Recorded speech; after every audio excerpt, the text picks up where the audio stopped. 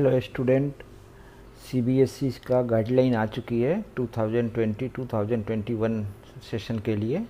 जो 11th class की mathematics का सिलेबस है, इसमें एक्चुअली ये तो ऑलरेडी जो पहले से था वही है, लेकिन थोड़ा सा इसमें मॉडिफाई हुआ है और मार्किंग स्कीम वगैरह आ गई है। तो एक बार चलते हैं, इसे हम रिव्यू कर लेते हैं।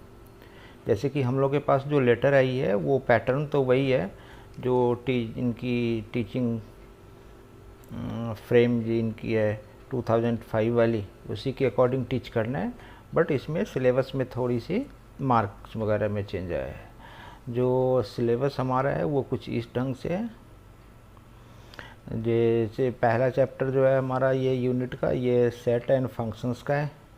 इसके अंदर 23 मार्क्स के ये होंगे और इसे हमें 60 पीरियड में कंप्लीट करना है। ये डिपेंड करता है टीचर टू टीचर पे कि कितना हो रहा है, बट एक लमसम पीरियड होता है कि इतने में इसको कवर होना मस्ट है। जो सेकंड पोर्शन है ये अलजेब्रा का है और इसमें ये 30 मार्क्स का हमारा होगा, जिसमें कि टोटल के टोटल अलजेब्रा होंगे और 70 पीरियड में इनको कंप्लीट करने का है।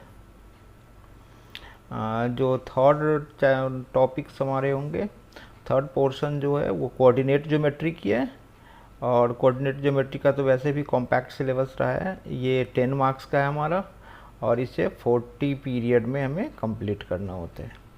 फिर कैलकुलस का पोर्शन अटैच हुआ है, ये 5 मार्क्स का है जस्ट इंट्रोडक्शन के लिए और ये 30 पीरियड में ओवर करना है।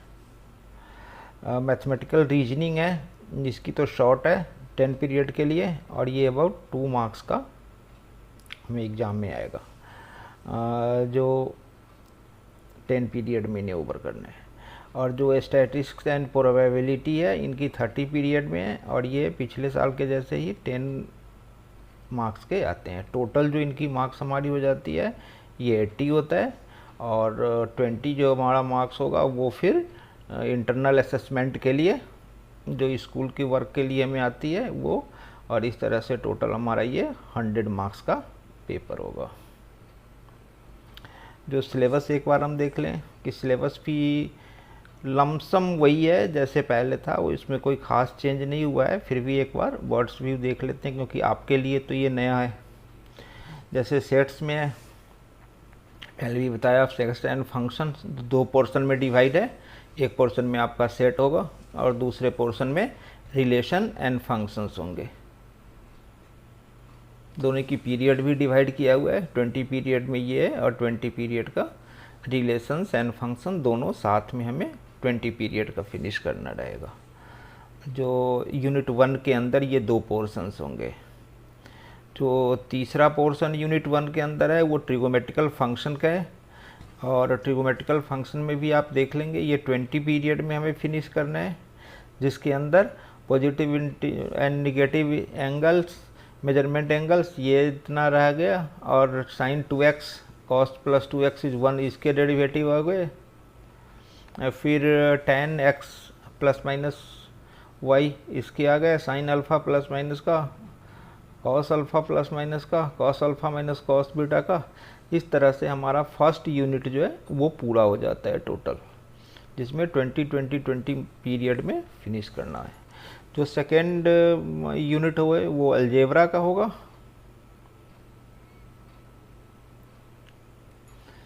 जो सेकेंड यूनिट हमारा होगा वो अलजेब्रा का होगा। अलजेब्रा में पहला तो यूनिट हमारा प्रिंसिपल ऑफ मैथमेटिकल इंडक्शन के लिए 10 पीरियड के लिए होगा और जो दूसरा पोर्शन है वो complex number and quadratic equation के लिए, ये 15 पीरियड के लिए होगा। कॉम्प्लेक्स नंबर और क्वाड्रेटिक दोनों का कंबाइंड चैप्टर होगा ये हमारा, जिसमें कॉम्प्लेक्स नंबर भी होगा और क्वाड्रेटिक इक्वेशन के लिए भी रहेगा। और जो इसमें ही थर्ड पोर्शन जो इसका है ये हमें लीनियर इनइक्वालिटी के लिए आएगा। लीनियर इनइक्वालिटी में जो लीनियर ग्राफिकल रिप्रेजेंटेशन वगैरह है वो भी इसमें होंगे और 2 वेरिएबल्स तक के लिए ही आएंगे। ये 15 पीरियड में ओवर करना है। और जो फोर्थ पोर्शन है ये परमुटेशन कॉम्बिनेशन का है आपने जैसे 10th में पढ़ा भी होगा इसका कुछ बेसिक्स, और वो ये मेनली यहाँ पे करना है हमें। ये 10 पीरियड के लिए होगा। और फिर बाइनोमियल थ्योरम हमारा हो जाता। बाइनोमियल थ्योरम भी हमारा 10 पीरियड का होगा। और एपीजीपी एचपी ये भी आपने 10th में पढ़ा होगा। तो एपी तो वहाँ पे पढ़ाई हुई है, जीपी एचपी हमारा रहता है। तो ये सीक्वेंस एंड सीरीज भी हमारा इसमें ही आएगा। और इस तरह से जो यूनिट 2 है वो हमारा फिनिश हो जाता है। जो अब अगला आ रहा है, ये आ रहा है कोऑर्डिनेट ज्योमेट्री के लिए, जो यूनिट 3 है। अब देखते हैं यूनिट 3 में क्या क्या करना है। तो कोऑर्डिनेट ज्योमेट्री में जो मोस्ट इम्पोर्टेंट है स्ट्रेट लाइन इनकी है, और ये हमें इसकी पीरियड 10 पीरियड के लिए रहेगा। जो मोस्टली क्वेश्चंस हमारा straight line and conical section से आते हैं।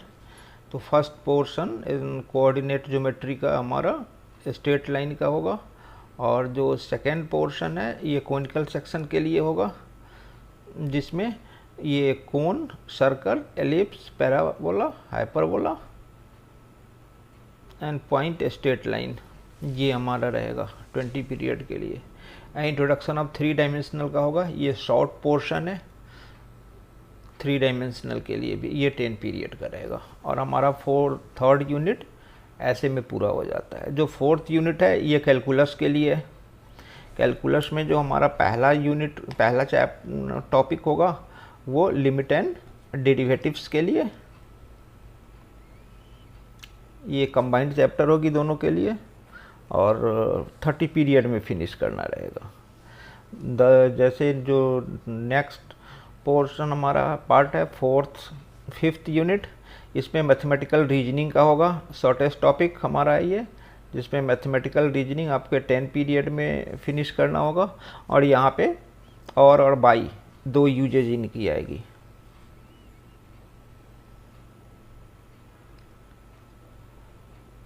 जो 6th यूनिट हमारी है ये स्टैटिक्स एंड प्रोबेबिलिटी के लिए है, जिसमें स्टैटिक्स 15 मार्क्स का होगा। Mean, median, standard division, central tendency, distributions ये सारे होंगे। और प्रोबेबिलिटी में वही रैंडम एंड इनकी 15 पीरियड के लिए ये रहेगा।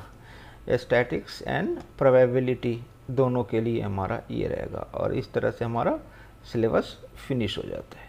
जो क्वेश्चन की पैटर्न है वो एक बार देख लेते हैं कि क्वेश्चन पेपर डिज़ाइन जो होगा वो किस टाइप से होगा। तो एक बार यहाँ पे देख लेंगे। जो रिमेम्बरिंग के लिए है ये क्वेश्चन का डिज़ाइन कुछ इस टाइप से होगा। इसमें टोटल मार्क्स 44 का होगा और वेटेज इनकी होगी 55% की होगी।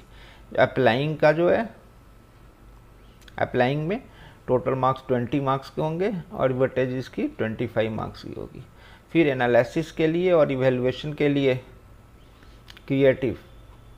क्रिएटिंग इसके लिए आपको 16 मार्क्स का होगा और इसकी वेटेज 20% होगा। इस तरह से टोटल मार्क्स 100 होता है और वेटेज इनकी, टोटल मार्क्स 80 होता है और इस वेटेज इसकी 100% आ जाती है। जिसमें ये देखेंगे कि जो इंटरनल असेसमेंट होगी, जो इंटरनल असेसमेंट ये 20 मार्क्स का होगा। इसके अंदर क्या है, तो ये 10 मार्क्स तो पीरियोडिक टेस्ट का आपको लगेगा और जो रिमेनिंग 10 मार्क्स है ये मैथमेटिकल एक्टिविटी के लिए लगेंगे। और इस तरह से 80 यहाँ पे और 20, 10 और 10 ये टोटल 100 मार्क्स का हमारा पेपर होगा। तो फिर सेट थ्योरी से हम चैप्टर कल से स्टार्ट करेंगे, लेट अस स्टार्ट। और इसमें कोशिश मैं करूँगा कि एनसीईआरटी के साथ साथ जो एग्जाम्पलर हैं दोनों को पैरेलल में मैं सॉल्व करता रहूँ। जैसे पहले मैंने चैप्टर एनसीईआरटी टेक्स्ट बुक से कर लिया, फिर मैंने एनसीईआरटी एग्जाम्पलर से कर लिया, फिर उसके बाद कुछ मेरी अपनी पर्सनल असाइनमेंट्स हैं जो मैं असाइनमेंट शेयर करूँगा, जिसकी 2 पोर्शन होगा। पहला असाइनमेंट जो होगा वो बेसिक लेवल का होगा, जो ईच एंड एवरी स्टूडेंट के लिए ज़रूरी है, आइदर वो साइंस स्ट्रीम से हैं और ये कॉमर्स और ह्यूमैनिटीज़ के हैं।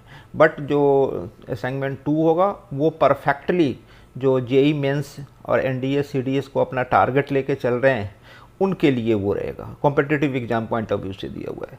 तो दोनों को टाइम टू टाइम मैं देता रहूँगा।